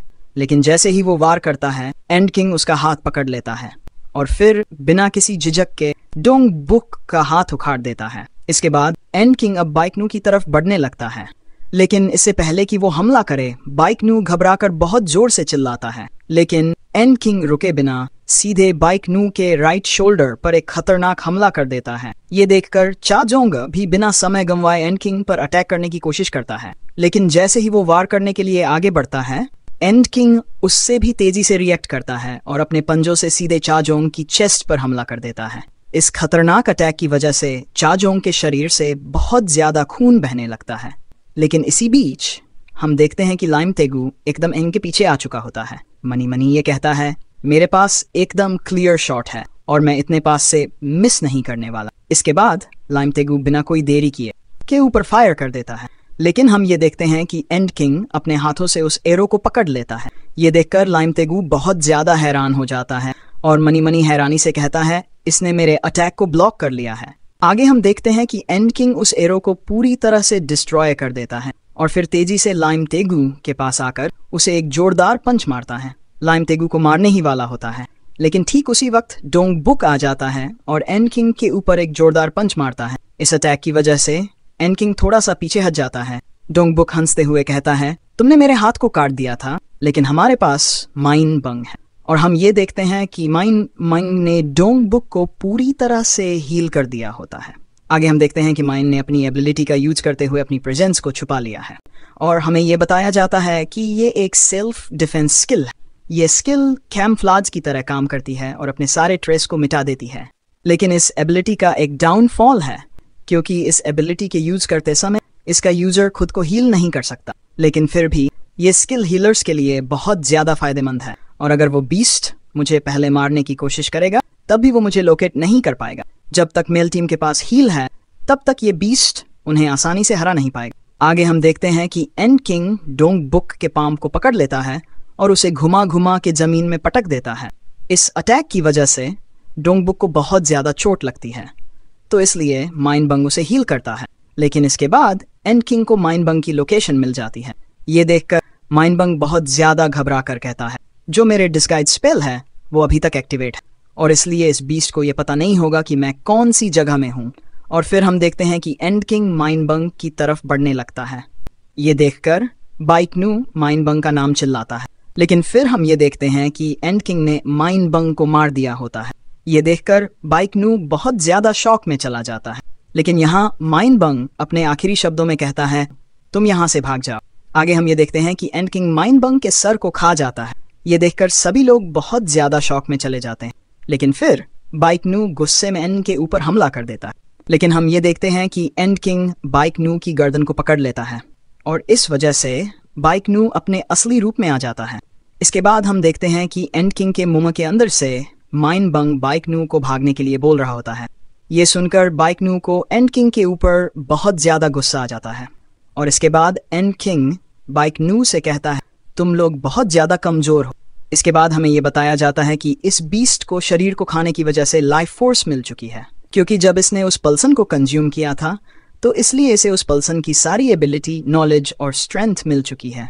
आगे एंड किंग ये भी कहता है, तुम्हारी गन को डिफीट कर दिया गया और तुम्हारे सारे सोल्जर्स को भी मारना इनफ नहीं हो, तो इसलिए मुझे बता तुम्हारा किंग कौन है। ये सुनकर बाइक नू बहुत ज्यादा डरा हुआ और कंफ्यूज होता है। दूसरी तरफ हम ये देखते हैं कि चाहे एकदम बेहोश हो चुकी है और चा जोंग ने किसी तरह से अपने खून को रोक लिया है। ये सब देख के कैमरामैन बहुत ज्यादा डरा हुआ होता है। लेकिन यहाँ एंड किंग ये चीज नोटिस करता है कि बाहर साइड एक स्ट्रॉन्ग प्रेजेंस, और इसलिए वो उड़कर बाहर साइड जाने लगता है। बाइक नू सांस लेते हुए ये कहता है, ये बीस्ट गोतो र्यूजी के पास जा रहा है। इसके बाद बाइक नू मन ही में सोचता है, हमारे पास एक भी टाइम नहीं है इस जगह में बैठे रहने, हमें यहाँ से जल्दी निकलना पड़ेगा उसके वापस आने से पहले। लेकिन तभी बाइक नू ये देखता है कि इस जगह में डेल्सर एंट आ जाती है। इसके बाद हमें गोतो र्यूजी की टीम के पास ले जाया जाता है और यही कहती है, इस जगह में कुछ ठीक नहीं है, क्योंकि हमने पहले टीम चार्ली के साथ कांटेक्ट खो दिया था और अब हम टीम डेल्टा के साथ भी कांटेक्ट नहीं कर पा रहे हैं। गोतो र्यूजी कहता है, ऐसा हो सकता है कि सिग्नल के साथ कुछ परेशानी हो और हमें सबको रेंज के अंदर रहना चाहिए। फिर गोतो र्यूजी टीम ब्रावो को रिस्पॉन्स करने के लिए कहता है। तब खिना यहाँ से रिस्पॉन्स करके ये बताती, टीम ब्रावो जिंदा और ठीक है। आगे ये पूछता है, क्या तुमने भी चार्ली और डेल्टा र्टीम से कांटेक्ट खो दिया है? तताके नाई कहती है, हम अल्फा टीम से थोड़ी सी बात हो पाई थी, और क्या आप ये चाहते हैं कि हम उन्हें जाके चेक करें? गोतो र्यूजी तुरंत कहता है, नहीं, हम पहले ही उन्हें ढूंढने के लिए निकल चुके, तुम लोग अपना काम पूरा करके मिलने वाली जगह पर पहुंचो। ताके नाई जवाब देती है, ठीक है। गोतो र्यूजी को मिस्टर मासुमोटो का कॉल आता है, लेकिन उसे लगता है कि ताके नाई ने ही फिर से कॉल किया है। वह कहता है, क्या तुम कुछ बताना भूल गई थी? लेकिन दूसरी तरफ से आवाज आती है, गोतो र्यूजी, ये मैं बोल रहा हूं। गोतो र्यूजी पहचान जाता है, मिस्टर मासुमोट। दृश्य बदलता है, चीन के पास एक बैटलशिप। जूनियर कैप्टन गंभीर स्वर में कहता है, साउथ कोरिया ने एक डेयरिंग मिशन लिया, लेकिन फिर भी वे एंट लेते हुए चीन की तरफ आ सकते हैं। यह सुनकर सीनियर कैप्टन कहते हैं, जापानी हंटर्स कुछ ज्यादा ही उतावले हो रहे हैं कोरिया की मदद करने के लिए, और इसका मतलब यह है कि गोतो र्यूजी नेशनल लेवल हंटर बनने की बहुत ज्यादा कोशिश कर रहा। जूनियर कैप्टन सहमति में सिर हिलाते हुए कहते, मुझे भी ऐसे ही लगता है। जितने भी नेशनल लेवल हंटर हैं उन्होंने एक एस रैंक गेट को तो क्लियर किया ही है, और जो गोटो के पहले वाले रिकॉर्ड हैं वो भी बहुत ज्यादा इंप्रेसिव है। उसे बस इस एस रैंक गेट को क्लियर करना है। लेकिन सीनियर कैप्टन मुस्कुराते हुए कहते हैं, मैं ये जानने के लिए बहुत ज्यादा उत्सुक हूं। जूनियर कैप्टन हैरानी से पूछता है, सर आप किस चीज के बारे में बात कर रहे हैं? सीनियर कैप्टन हल्की मुस्कान के साथ जवाब देते हैं, अगर तुमने लूजी कांग को एक्शन में देख लिया तो तुम्हें समझ आ जाएगा कि मैं क्या कह रहा हूं, और अगर तुम्हारा उससे एक भी एनकाउंटर हो गया तो तुम उसके जबरदस्त फैन बन जाओगे। फिर वह गंभीर स्वर में कहते हैं, किसी भी स्थिति में मुझे ऐसा लगता है कि इन दोनों में से एक कंट्री पूरी तरह से बर्बाद होने वाली है। दृश्य बदलता है, गोटो र्यूजी और उसकी टीम को एक जगह ले जाया जाता है जहां वे अपने ही टीममेट्स की बेजान बॉडीज देखकर सन्न रह जाते हैं। गोटो र्यूजी की आंखें चौड़ी हो जाती हैं। ये क्या हुआ? इस बीच मासुमोटो गोटो र्यूजी को शांत रहने और तुरंत रिपोर्ट देने के लिए कहता है, लेकिन नारू और मारी भी इस भयानक दृश्य को देखकर हैरान और सदमे में हैं। मासुमोटो गहरी आवाज में पूछता है, गोटो र्यूजी वहां क्या हुआ, हमें डिटेल्स चाहिए। गोटो र्यूजी गहरी सांस लेते हुए जवाब देता है, इस जगह में हमारे कुछ हंटर्स मरे हुए मिले हैं। मासुमोटो भारी स्वर में कहता है, हमने एक अननेसेसरी लॉस उठाया है और हम सब ने इस लॉस से बचने के लिए म्यूटेंट एंड्स से फाइट करने का फैसला किया था। गोटो र्यूजी बिना किसी हिचकिचाहट के कहता है, आपने सही कहा, लेकिन सर आपको चिंता करने की कोई ज़रूरत नहीं है। इन लोगों के साथ ऐसा इसलिए हुआ क्योंकि ये लोग वीक थे। ये सुनकर मासुमोटो हल्का मुस्कुराते हुए कहता है, तुम हमेशा की तरह कोल्ड और रेजोल्यूट हो, और जब तक तुम हमारे साथ हो इस चीज से कोई फर्क नहीं पड़ता कि हम कुछ हंटर्स को खो दें। फिर वह गंभीर होकर गोटो से पूछता है, क्या अभी भी साउथ कोरिया के हंटर्स क्वीन से फाइट कर रहे हैं? गोटो रियोजी सिर हिलाते हुए जवाब देता है, यस सर, वो अभी भी फाइट कर रहे हैं, और थोड़ी देर पहले ही जैमिंग सिग्नल में परेशानी आ गई थी, जिसकी वजह से सारे एंड्स क्वीन की तरफ जाने लगे हैं। मुझे लगता है कि उस जगह में कुछ ना कुछ तो ज़रूर चल रहा है, लेकिन अभी इस जगह में चीज़ें कंट्रोल में हैं। मासुमोटो कुछ देर सोचता है, फिर गोटो से पूछता है, तुम्हें क्या लगता है साउथ कोरिया के हंटर्स के जिंदा बचने के कितने चांस हैं? गोटो रियोजी कुछ सेकंड के लिए संग जिनवू को याद करता है, फिर गंभीर स्वर में जवाब देता है, अगर मेरे साउथ कोरिया के एक्सपीरियंस को देखा जाए और इनकी करंट टीम को देखा जाए तो इनके सरवाइव करने के चांस एकदम 0 हैं। मासुमोटो गहरी सांस लेते हुए कहता है, फिर हमें फ्यूचर की कहानी पहले से ही तैयार कर लेनी चाहिए। वह आगे कहता है, जापानी हंटर्स ने पूरी कोशिश की थी कि जीजो आइलैंड की रेड को पूरा कर सकें, लेकिन साउथ कोरिया के सारे हंटर्स हार गए थे। इसकी वजह से हमें वापस लौटना पड़ा। गोडो की नेशनल लेवल हंटर बनने की कोशिश एकदम नाकाम रही, और ये सब हम फ्रेंड्स को बताएंगे। साथ ही हमने कोरिया के रैंक हंटर्स को भी खत्म कर दिया है, और हमारा अल्टीमेट गोल भी पूरा हो चुका है। इसलिए अब सबको वापस आ जाना चाहिए। गोटो रियोजी रिसीवर उठाता है और कहता है, मैं समझ गया। फिर वह मारी और मिनारो की तरफ देखता है और कहता है, हम लोग यहाँ से जा रहे हैं, बॉडी के लिए हम लोग बाद में आएंगे। लेकिन तभी गोटो रियोजी के पीछे से एंड किंग आ जाता है। एंड किंग गोटो और मारी पर जबरदस्त अटैक कर देता है। गोटो किसी तरह हमले से बच जाता है, लेकिन मारी की गर्दन कट जाती है। मारी! मिनारो सदमे में चिल्ला उठता है। गोटो रियोजी मन ही मन कहता है, कोई नॉर्मल एंट नहीं है। वह जल्दी से मिनारो से कहता है, तुम जल्दी से जल्दी टीम ब्रावो के पास चले जाओ। मिनारो वहां रुकने की कोशिश करता है, लेकिन गोटो रियोजी गुस्से में कहता है, अगर ये स्ट्रॉन्ग बॉस है तो तुम बस मेरे रास्ते में आओगे। गोटो एंड किंग की प्रेजेंस को महसूस करता है और सोचता है इसकी मौजूदगी बहुत ज्यादा डरावनी है। तभी एंड किंग गोटो की तरफ देखता है और बोलता है, क्या तुम किंग हो? गोटो रियोजी ये सुनकर हंसने लगता है। वह मन ही मन सोचता है, एक ऐसी एंड जो इंसानों की लैंग्वेज समझती है। गोटो रियोजी गंभीर स्वर में कहता है, तुम ये पूछ रहे हो कि मैं किंग हूँ? वह अचानक सीरियस हो जाता है और कहता है, तुमने सही कहा, मैं हूँ किंग। ये सुनते ही एंड किंग अपने आरा को बढ़ाने लगता है। देखकर बहुत ज़्यादा हैरान हो जाता है और मन ही मन कहता है, ये इतने पावरफुल मैजिक को विल कैसे कर पा रहा है? फिर उसे अचानक एक पुरानी याद आती है। इस फीलिंग को मैंने पहले भी महसूस किया था जब मैं सन जिनवू से फाइट कर रहा था। और तभी एंड किंग गोटो रियोजी के ऊपर अटैक कर देता है। गोटो रियोजी की शील्ड तुरंत टूट जाती है और उसकी गर्दन भी कट जाती है। इसके बाद सीन बदलता है और हमें टनल के अंदर ले जाया जाता है।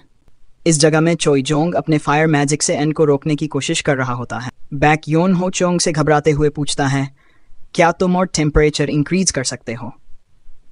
चोई जोंग गंभीर स्वर में जवाब देता है, अगर मैंने ऐसा किया तो इस जगह का सारा ऑक्सीजन भी जल जाएगा।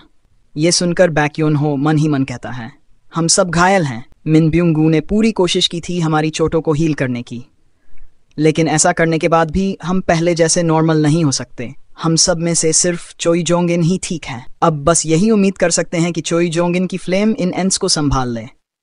आगे हम देखते हैं कि चोई जोंगिन पूरी कोशिश कर रहा होता है एंड्स को रोकने की, लेकिन एंड्स उनके बहुत ज्यादा पास आ जाती हैं। बैक योन हो ये देखकर मन ही मन कहता है, क्या हमारा अंत यही होने वाला है? लेकिन तभी बैक योन हो की शैडो के अंदर से एक अंधेरा सा उभरने लगता है और उसमें से सुंग जिनवू का एक शैडो निकलता है। जो एंड्स बैक योन हो को मारने के लिए तैयार थी वो अचानक रुक जाती। बैक योन हो ये देखकर बहुत ज्यादा हैरान हो जाता है। मन ही मन कहता है, ये ब्लैक सोल्जर है, लेकिन ये चीज आखिर है क्या? इसके बाद सीन बदलता है और हमें सुंग जिनवू के पास ले जाया जाता है। सन जिनवू एक ही शब्द कहता है, एक्सचेंज। इसी तभी सीन अचानक बदल जाता है। हमें कैमरामैन को दिखाया जाता है। उसके सामने एक भयानक सीन होता है। कई सारे अंश उस पर हमला कर रहे होते हैं। कैमरामैन के चेहरे पर डर साफ नजर आता है। वह सोचता है कि अब उसका अंत करीब है, लेकिन तभी अचानक किसी की शो हमले से सारे अंश वाइप आउट हो जाते हैं वह चौंक कर चारों तरफ देखता है, लेकिन उसे समझ नहीं आता कि ये कैसे हुआ। सीन शिफ्ट होता है और हमें साउथ कोरिया के न्यूज़ पोर्टल का दृश्य दिखाया जाता है। वहां के मैनेजर का चेहरा नर्वसनेस से भरा होता है। वह इस बात से परेशान है कि साउथ कोरिया के सभी एस रैंक हंटर्स एक सिंगल आंट के हाथों हार चुके हैं। तभी उसके साइड में खड़ा एक सहकर्मी उससे कहता है, सर, हमारे पास लगातार कॉल्स आ रहे हैं। लोग पूछ रहे हैं कि यह अचानक से ब्रॉडकास्ट बंद क्यों हो गया। मैनेजर गुस्से में जवाब देता है, तुम मुझसे क्या उम्मीद करते हो? क्या मैं लाइव टेलीविजन पर यह दिखाऊं कि हमारे हंटर्स कैसे मारे जा रहे हैं? ये बिल्कुल भी संभव नहीं है। मैनेजर ये सोच रहा होता है कि अब सब कुछ खत्म हो चुका है, लेकिन तभी उसके पास उसका एक और साथी आता है और उसे कुछ दिखाता है। जैसे ही मैनेजर उस चीज को देखता है, वह एकदम हैरान रह जाता है। ये कैसे हो सकता है? वह बड़बड़ाता है। फिर वह तुरंत अपने सहकर्मियों को आदेश देता है, फिर से ब्रॉडकास्ट शुरू करो, चाहे कुछ भी हो जाए, लोगों को ये लाइव दिखाना होगा। तभी उसका एक साथी चेतावनी देता है, सर, अगर हम फिर से लाइव गए तो हम किसी भी भयानक दृश्य को एडिट नहीं कर पाएंगे। क्या यह सही होगा? मैनेजर गुस्से में चिल्लाता है, पहले हमने ब्रॉडकास्ट रोककर गलती की थी, अब चाहे कुछ भी हो जाए लाइव जाएंगे, लोगों को यह देखना होगा। लाइव ब्रॉडकास्ट फिर से शुरू होता है। संग जिनवू की एंट्री बेहद दमदार होती है और अब तुम लोग उसकी विशाल आर्मी को देख सकते हो। सबसे पहले संग जिनवू आयरन को आदेश देता है। आयरन तुरंत अपनी प्रोवोकेशन स्किल का इस्तेमाल करता है, जिससे सभी आर्ट्स जो उनकी तरफ बढ़ रहे थे वहीं रुक जाते हैं। अब जिनवू अपने डैगर को उठाकर तेजी से उनकी तरफ बढ़ता है और एक ही बार में सभी को वाइप आउट कर देता है। दूसरी तरफ हम तस को देखते हैं, जो अपने एस रैंक हंटर्स को प्रोटेक्ट कर रहा होता है। डोंगवुक हैरानी से पूछता है, अभी यहाँ क्या हुआ और कौन हंटर हमारे लिए फाइट कर रहा है? तो बाइक उन्हें बताता है, लग रहा है कि अभी हम लोग सही हाथों में हैं और सभी चीजें सही चल रही हैं। इसके बाद हम देखते हैं कि एक तरफ इग्रीस अपना काम कर रहा है, दूसरी तरफ टैंक्स पूरी ताकत से लड़ रहे हैं और तीसरी तरफ संग जिनवू अराइज बोलकर जितने भी आर्ट्स उस जगह मरे हैं उनकी सोल्स एक्सट्रैक्ट कर रहा है।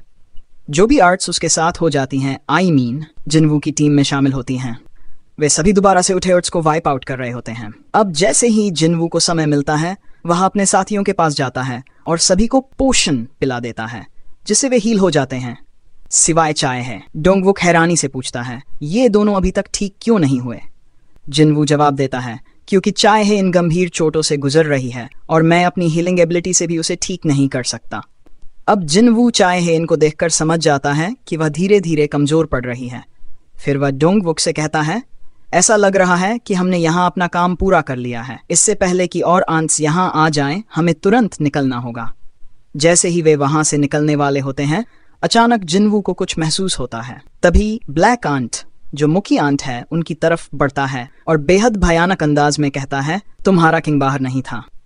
आंट को देखकर बायक की हालत खराब हो जाती है। वह तुरंत समझ जाता है कि गोटो मारा जा चुका है। इसके बाद जिनवू बिना किसी झिझक के उस आंट की तरफ आगे बढ़ता है। जाने से पहले वह डोंगवुक से कहता है, चाय है इनका अच्छे से ख्याल रखना। अब जिनवू और ब्लैक आंट दोनों एक दूसरे की तरफ तेजी से बढ़ते हैं। इस समय दोनों आमने सामने होते हैं और अपनी ओरा को रिलीज कर रहे होते हैं। इसके बाद ब्लैक आंट अपनी अपनी पावर को और भी ज्यादा रिलीज करता है ताकि जिनवू डर जाए, लेकिन ऐसा बिल्कुल भी नहीं होता। जिनवू पूरे आत्मविश्वास के साथ उसे देखता है और कहता है, अब तुम एक कीड़े की तरह बर्ताव कर रहे हो। तभी सीन अचानक बदल जाता है। हम 5 मिनट पहले का सीन देखते हैं, साउथ कोरिया का, जहां अचानक से ब्रॉडकास्ट बंद हो गया था। किसी को भी समझ नहीं आ रहा था कि अचानक ये सब कैसे हुआ, लेकिन उन्हें इन्फॉर्म कर दिया जाता है कि माइन मारा जा चुका है और सभी हंटर्स अभी भी डंजन के अंदर फंसे हुए हैं। ये बताना उनके लिए मुश्किल हो रहा था कि क्या वे लोग सुरक्षित बाहर निकल पाएंगे या नहीं। फिर अचानक उन्हें इन्फॉर्मेशन मिलती है कि एक अननोन हंटर ने इस बैटल में एंट्री ली है। वे तुरंत लाइव ब्रॉडकास्ट को फिर से शुरू करते हैं और जो कुछ वे देखते हैं उसे देखकर सभी चौंक जाते हैं। यहाँ तक कि जिनवू की बहन भी हैरान रह जाती है, लेकिन मिस्टर गो पूरी तरह फायर अप हो जाते हैं क्योंकि यहाँ सभी संग जिनवू की ही बात कर रहे थे।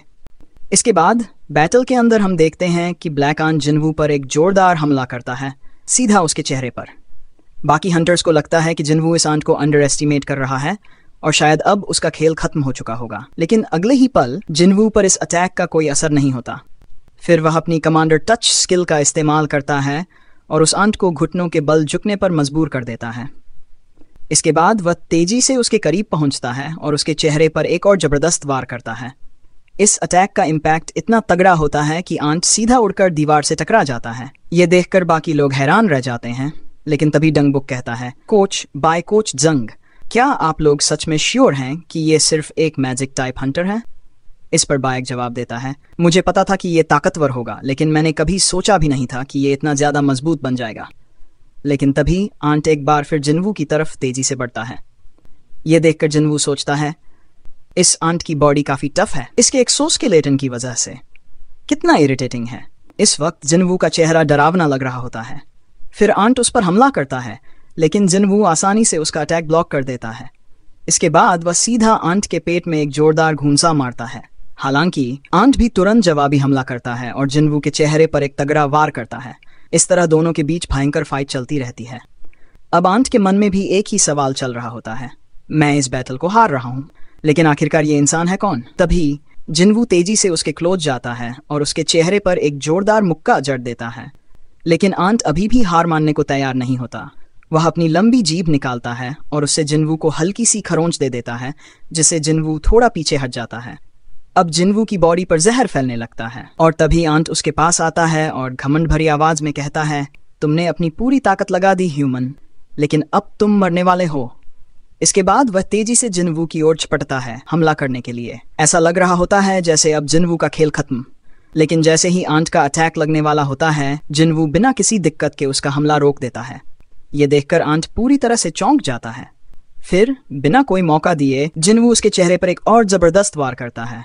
अब आंट बुरी तरह संघर्ष कर रहा होता है और इसी बीच जिन्वू मन में सोचता है, मैं कह सकता हूँ कि जब मैं जहर से प्रभावित हुआ था तब ये आंट खुशी महसूस कर रहा था, और क्योंकि मेरे सेंसेस पहले से ज्यादा तेज हो चुके हैं, इसलिए मैं इसकी भावनाओं को भी महसूस कर सकता हूँ। अब जिन्वू को ये भी एहसास होता है कि आंट नर्वस फील कर रहा है, लेकिन मेरे टीममेट्स भी तो डरे हुए हैं। फिर उसकी नज़र चाइन पर पड़ती है और वह समझ जाता है कि इस लड़ाई को जल्द से जल्द खत्म करना होगा। यही सोचकर वह एक ऊंची जंप लगाता है और आंट पर एक जबरदस्त किक मारता है, लेकिन वहां कोई नहीं होता। यानी आंट ने उसका अटैक पूरी तरह से डॉज कर दिया था।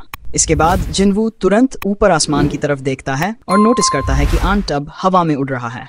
इसी पल आंट को भी यह एहसास हो जाता है कि वह ताकत के मामले में जिन्वू को नहीं हरा सकता, तो अब ये अपनी स्पीड का इस्तेमाल करने वाला है। ब्लैक आंट और जिन्वू एक बार फिर आमने सामने होते हैं। जैसे ही आंट जिन्वू पर अटैक करता है, उसे एहसास होता है कि जिन्वू ने उसके हमले को फिर से डॉज कर लिया।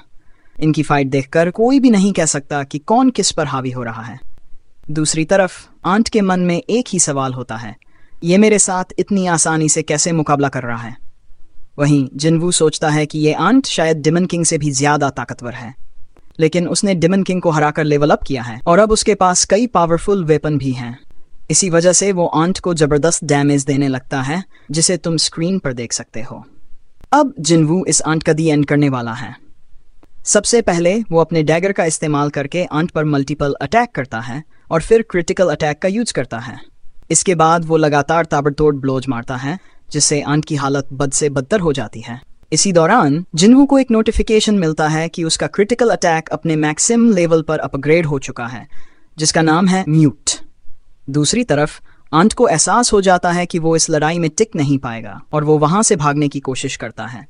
लेकिन तभी जिन्वू उसकी तरफ बेहद खतरनाक अंदाज में देखता है और बोलता है, अबे तू जाने की सोच भी कैसे रहा है? इसके बाद जिन्वू अपनी म्यूटलेट स्किल का इस्तेमाल करके आंट पर लगातार तेज हमले करता है। अब उसका खेल खत्म होने वाला है, लेकिन इससे पहले वो ब्लैक आंट जोर से चिल्लाने लगता है। उसकी चीख सुनकर उसके सभी आंट सोल्जर्स उसकी मदद के लिए वहां पहुंच जाते हैं और फिर ब्लैक आंट उन सभी को जिन्वू पर अटैक करने का ऑर्डर दे देता है। लेकिन इससे जिन्वू को कोई फर्क नहीं पड़ता। वह अपनी शैडो आर्मी को समन करता है और एक बार फिर भयंकर युद्ध शुरू होने वाला है। अब हम देखते हैं कि एक तरफ इग्रेस आंट को पूरी तरह डोमिनेट कर रहा है, दूसरी तरफ सोल्जर्स आंट के बाकी साथियों को दबा रहे हैं। वहीं डस्क अपनी फायर पावर का इस्तेमाल करके एक ही झटके में कई आंट्स को जलाकर राख कर देता है। आखिर में जब जिन्वू आग की लपटों से निकलता है तो ये देख आन के भी होश उड़ जाते हैं। उसे समझ आ जाता है कि अगर वह यहाँ रुका तो उसका बचना नामुमकिन है। वह वहां से भागने की कोशिश करता है, लेकिन जिन्वू उसे आसानी से पकड़ लेता है फिर अपनी मल्टीट्यूड स्किल का इस्तेमाल करके आन को काट डालता है। अब फाइनली जिनवू ने उस आंट को पूरी तरह हरा दिया है। अब सीन शिफ्ट होता है और हम बाइक को देखते हैं जो जिनवू को पूरी घटना के बारे में बताने आता है। उसकी हालत इस वक्त काफ़ी ज़्यादा खराब हो चुकी है। जिनवू को लग रहा होता है कि उसने इस लड़ाई में बहुत ज़्यादा समय लगा दिया, लेकिन तभी उसे अचानक कुछ याद आता है। वह अपने सोल्जर्स को माइन को ढूंढने का आदेश देता है। जैसे ही उसके सोल्जर्स माइन की बॉडी को ढूंढ लेते हैं, जिनवू तुरंत उसकी शैडो को एक्सट्रैक्ट करता है। माइन की शैडो बनते ही वह सीधे चाहे इनके पास जाता है उसे हील करने के लिए। और हैरानी की बात यह होती है कि माइन बिना किसी आदेश के खुद ही उसे हील करने लगता है। अंत में बाइक के कहने पर जिनवू माइन की शैडो को टर्मिनेट कर। इसके बाद वे लोग फाइनली केप से बाहर निकल जाते हैं। चाय हील हो चुकी थी, लेकिन अब तक उसे होश नहीं आया था। डोंगहुक उसे उठाकर ले जा रहा होता है, जबकि दूसरी तरफ बैक यून हो भी बिंगू की बॉडी उठाकर ले जा रहा होता है। उसी समय उनका हेलीकॉप्टर भी नीचे आ चुका होता है। जिनवू बोलता है, तुम लोग जाओ, मुझे अभी कुछ काम बाकी है, क्योंकि ये पूरी तरह खत्म नहीं हुआ है। बहुत सारे म्यूटेंट अभी भी जिंदा हैं। इसके बाद जिनवू काजल को बुलाता है और उस पर सवार होकर एंस को मारने के लिए निकल जाता है। फिर सीन शिफ्ट होता है गोटो की बची हुई टीम पर, जो एक शिप पर मौजूद होती है। टीम अल्फा में गोटो के साथ होशना भी था, जो काफ़ी ज़्यादा डरा हुआ था। उसने अपनी आंखों के सामने गोटो को मरते देखा था। वह घबराते हुए बोल रहा होता है, यह मिशन पक्का फेल होगा। जब गोटो ही नहीं टिक पाया तो कोरिया के हंटर्स के पास कोई चांस ही नहीं है। लेकिन तभी उसे न्यूज़ मिलती है कि जेजू आइलैंड रेड खत्म हो गई है और वह मॉन्स्टर भी मारा गया है। ये सुनते ही होशना के लिटरली होश उड़ जाते हैं। तभी उन्हें बहुत सारे एंट्स दिखाई देते हैं जो उनके शिप की तरफ तेजी से बढ़ रहे होते हैं। वे लोग तुरंत अटैक करने की तैयारी करने लगते हैं। इधर जिनवू भी बचे खुचे एंट्स को ढूंढ कर खत्म कर रहा होता है। फिर सीन शिफ्ट होता है अमेरिकन हंटर मैनेजमेंट ब्यूरो पर। वहाँ के लोग भी लाइव ब्रॉडकास्ट देख रहे होते हैं। उनके बीच जिनवू को लेकर काफ़ी लंबी बातचीत चल रही होती है कि जिनवू को अपनी कंट्री में ले आएं। उनका मानना था कि जिनवू जैसा टैलेंटेड हंटर अगर कोरिया जैसे छोटे देश में रहा तो ये पूरी तरह से एक वेस्ट होगा। जिनवू पर सीन शिफ्ट होता है। अब उसका लेवल 100 हो चुका था। वह बाकी एंट्स को मारते मारते एंट किंग की बॉडी के पास पहुंचता है। जैसे ही वह अराइज बोलता है, उसके चारों तरफ अंधेरा छा जाता है। ऐसा पहले कभी नहीं हुआ था, जिससे उसे लगने लगता है कि कहीं एक्सट्रैक्शन फेल तो नहीं हो गया। तभी जिनवू के पीछे से वही एन कहता है, मैं वापस आ गया। जिनवू इसे देखकर कहता है, मुझे लगा था ये फेल हो जाएगा। वही अगले पल ये एन जिनवू के पास आकर अपना सिर झुकाता है। जिनवू देखता है कि इसका जो रैंक है वह एलाइट नाइट से एक कदम ऊपर है, यानी जनरल रैंक। अब जिनवू एंड क्वीन को शैडो में एक्सट्रैक्ट करने जा रहा था, तभी ये ब्लैक एंड कहता है, my lord please give me a name.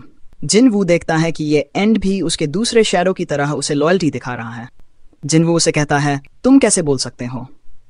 ये एंड कहता है, मैं हमेशा से ही बात कर सकता हूँ। इस पर संग जिनवू काफ़ी शॉक होता है, लेकिन उसे पता चलता है कि शायद हायर रैंक शैडो इंसानों से बात कर सकते हैं।